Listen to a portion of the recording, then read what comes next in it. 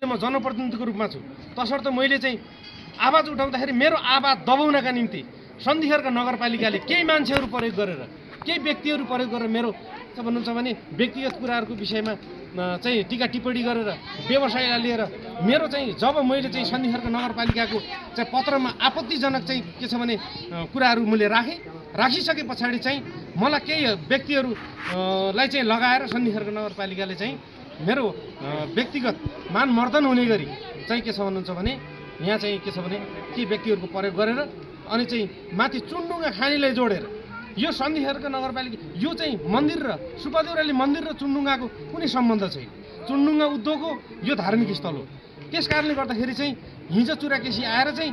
निर्वाचित भएर यो चुन्डुङ्गा खोलेको पनि होइन। हिजो 2069 सालमा चाहिँ यो चुन्डुङ्गा सञ्चालन भएको थियो र 69 सालमा चुन्डुङ्गा सञ्चालन भएको मलाई चाहिँ त्यसमा चाहिँ कस्ता खालका टीका टिप्पणी गरेर चाहिँ विभिन्न मिडिया भन्ने विभिन्न सामाजिक अभियन्ता भन्ने स्वतन्त्र नागरिक भन्ने व्यक्तिहरूले चाहिँ मेरा विषयमा चाहिँ के छ भन्नुहुन्छ भने कसैले फेक आइडी बनाएर कसैले चाहिँ चिन्नेरै चाहिँ के छ नि जुन खालको चाहिँ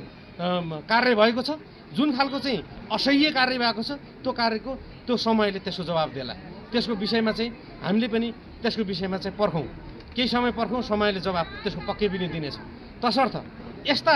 क्रियाकलाप गर्नुको साटो मन्दिर व्यवस्थापन कसरी गर्ने, आफ्नो हक अधिकार कहाँबाट चाहिँ स्थापित गर्ने भन्नुको साटो चाहिँ के छ भने नगरपालिकाले त्यस्ता व्यक्तिहरूलाई प्रयोग गरेर जुन खालको जनप्रतिनिधिको आवाज दबाउने काम कुनै हालतमा स्वीकार्य हुने छैन। चुराकेसी वडा अध्यक्ष मात्र नभएर यहाँको स्थानीय व्यक्ति पनि हो र अर्घाखाँचीवासी पनि हो। तसर्थ म जुनसुकै ठाउँमा पनि लड्न तयार छु, तर कसैको आवाजमा दबेर चाहिँ दब्ने परिस्थितिमा वडा अध्यक्ष रहँदैन। यो कुरा चाहिँ म 100% क्लियर कुरा गर्छु र यहाँ भएका कुराहरूको व्यवस्थापनको निम्ति म अवरत र खटिन्छु।